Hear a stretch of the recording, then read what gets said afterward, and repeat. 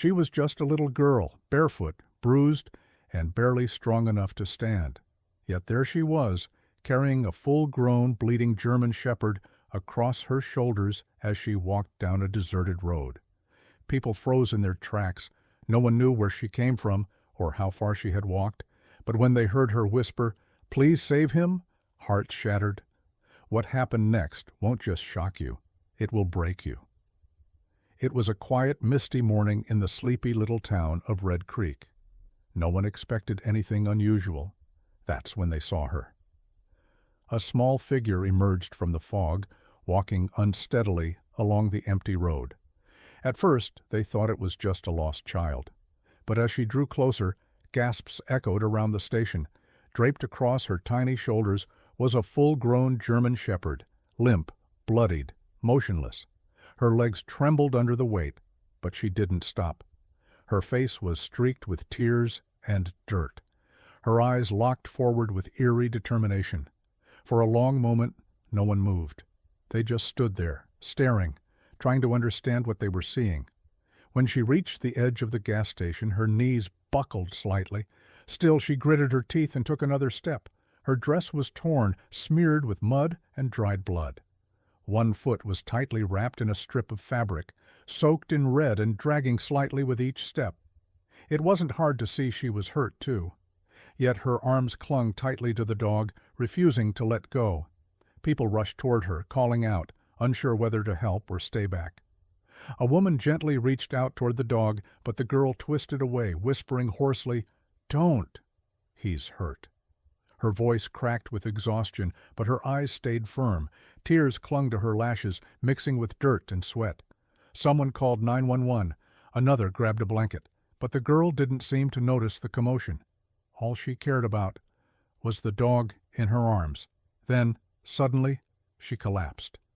Gasps rang out as the girl's legs gave way, her body folding slowly to the ground, the wounded dog still clutched to her chest. It wasn't a dramatic fall. It was silent, painful. Her body simply gave up. A man in his late 50s, Howard, the gas station owner, rushed forward, dropping to his knees beside her. His hands trembled as he reached toward the girl and the blood-soaked shepherd. "We need help, now," he shouted, voice cracking. The dog let out a weak, low whimper, nudging his muzzle against the girl's chest as if trying to wake her. It was heartbreaking. People froze. Some covered their mouths. One woman burst into tears. This wasn't just a lost child. This was something more, something heavy, painful, and terrifyingly real. Within minutes, sirens screamed through the morning fog. An ambulance skidded into the parking lot, and paramedics rushed out. One of them, a young woman named Carla, immediately dropped to the girl's side, checking her vitals. She's still alive, weak but alive, dehydrated, cold, injured foot. Get a stretcher. Another team examined the dog. One leg was mangled, possibly broken. Deep cuts streaked across his ribs. His breathing was erratic. "We need a vet, now," someone shouted. Howard pointed down the road.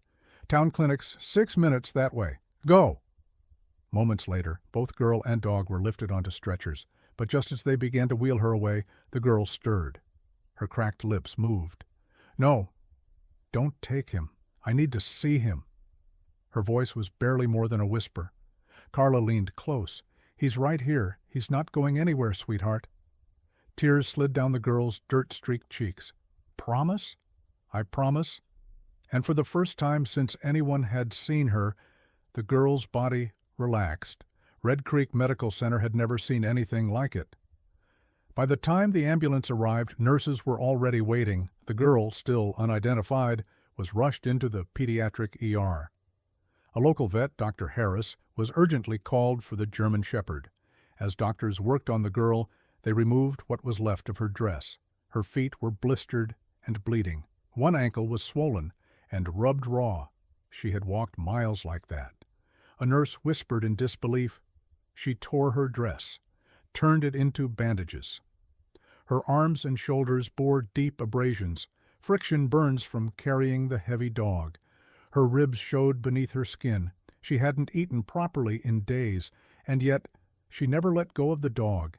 In the animal ER, the dog's heart rate dipped dangerously low. Blood loss is severe, Dr. Harris muttered urgently. We need to clean these wounds before infection sets in. He's in critical shape. As he carefully cleaned the blood and debris from the shepherd's fur, he noticed something strange. Around the dog's neck, beneath dried blood and matting, was a scrap of cloth, tied like a ribbon, written in faded ink, Scout. Scout, Dr. Harris repeated softly. Is that your name, boy? The dog's eyes fluttered open, just for a moment, at the sound of his name. Back in the hospital room, the girl finally woke. She stared at the ceiling, silent, expressionless. A gentle voice broke through. My name is Nurse Alina, said the older woman beside her. You're safe now. We've been taking care of you. And the dog. Scout. He's stable? He's resting? The girl's lips trembled. Scout? Yes, sweetheart. Scout. That's his name, isn't it? A single nod. Then the dam broke. Tears poured silently from her eyes. They're gone, she whispered. Alina gently brushed the girl's hair from her forehead. Who's gone, love? My mom. My dad, ... Her voice cracked. There was fire. In the middle of the night. Scout barked. He pulled me out. I wanted to go back for them, but he kept pulling me. He wouldn't let me go back. She turned her face into the pillow. I think he saved me. That afternoon, Sheriff Alan Monroe arrived. His face was grim beneath his wide-brimmed hat. He tapped lightly at the door, then entered the girl's room. Hi there, he said gently, crouching beside her bed. My name's Alan. I just wanted to see how you were doing. The girl gave a faint nod. What's your name, sweetheart?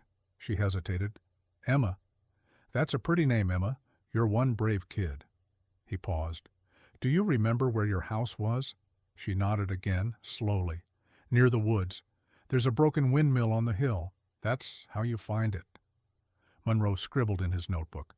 We'll go look. Before he stood, he asked, Was Scout your dog? She shook her head. He was just there. He followed me home a few weeks ago. I fed him. My dad didn't want him to stay. A small, sad smile flickered on her lips. But he stayed anyway. Sheriff Monroe led a small team to the place Emma described. What they found was haunting. The small house had burned to its foundation. 2 bodies were recovered, inside the house, presumed to be Emma's parents. Emergency personnel moved in silence, the weight of the scene pressing heavy on every heart. But what truly struck them, what none could forget, was the trail leading away from the ruins. Tiny barefoot footprints in the mud. Beside them, paw prints. Together they wound down dirt paths, over scattered stones, weaving deep into the forest. They walked all the way from here to town, one officer whispered, stunned. That's 6 miles, Sheriff Monroe replied, her voice hoarse. She didn't just walk, she carried him. Emma's condition improved faster than expected. Within 2 days she was walking short distances with assistance. The town rallied behind her. People brought toys, warm clothes, and handwritten notes filled with love. Scout, still recovering, was healing too. The hospital allowed Emma brief visits. She would sit quietly by his crate, carefully stroking his paw. You saved me, she whispered one afternoon. Now it's my turn. Scout wagged his tail just once. It was the first time Emma smiled since arriving. Sheriff Monroe made a call to Child Protective Services. I'm not sending her to some random home, he told the woman on the line. This town wants to help. I've already got a list of families, willing to foster, even adopt. She saved a life. We owe her a good one. The next morning, Monroe visited Emma. I want to ask you something, he said gently. There's a woman in town. Her name's Janice. She runs the bakery on Main. Lost her daughter a few years back. She'd really like to meet you. Emma hesitated. Can I bring Scout? Monroe smiled. That's the deal. You come as a pair. Janice welcomed Emma into her home like she'd been waiting for her forever. Scout got his own soft bed, a chew toy shaped like a donut, and more treats than he knew what to do with. Emma started school in Red Creek. She didn't speak much, but she listened. Slowly she smiled more, laughed. Drew pictures, always of a little girl and her dog. It was a bright spring day in Red Creek. The school auditorium buzzed with excitement, students clapping, parents snapping photos. Then the principal took the stage. Our Courage Award goes to someone very special, someone who walked through fire, literally, and brought not just herself, but another soul to safety. Applause thundered. Emma stepped onto the stage, Scout trotting proudly beside her, now fully healed. She accepted the certificate with quiet grace. No speech, just a bow of her head, and one firm hug around her best friend's neck. If this tale moved you, if you felt the tension, the heartbreak, and the triumph, please support our channel by hitting the like button and subscribing. Your support means the world to us and helps us bring more thrilling, emotional, and inspiring stories your way. Leave a comment below and let us know what you think. Do you believe dogs have an extraordinary sixth sense? Share your thoughts and personal stories with us. Thank you for watching, and we'll see you in the next video.